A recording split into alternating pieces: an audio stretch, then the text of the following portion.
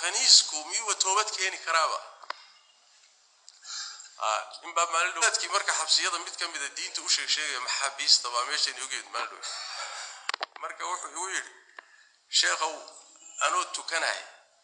meeshan waxa lagu soo xiraa cid walba anoo tukanaya waxa igu soo xidhay buu nin oo khaniis marka salaadi baa waswaasiga galay war khaniiska kugu soo xidhay abu salaada ka akhriba wuxuu weydiinaya marka sheekhu horta khaniis salaad miyay ka asaada oo muslimiin noqon kara diinta miyuu ku soo noqon kara mudda marka waxaan u sharxahay war khaniisnimadu diinta loogama baxo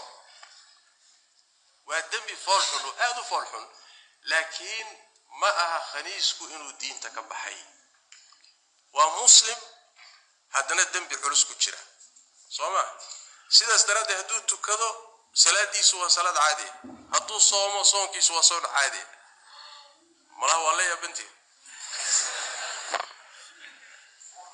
ويا بينه وضطايا الله يرقدقه marka waxa way maaha kufri maaha waa dunuubta waaweyn ee aadka u xulusay fawxishuna fawaxishta laakiin uu toobad keeni toobadiisana haday saadiqato shuruudeedii wadato ilaahay waa ka aqbalaya uu toobad keeni kara hadii la xadana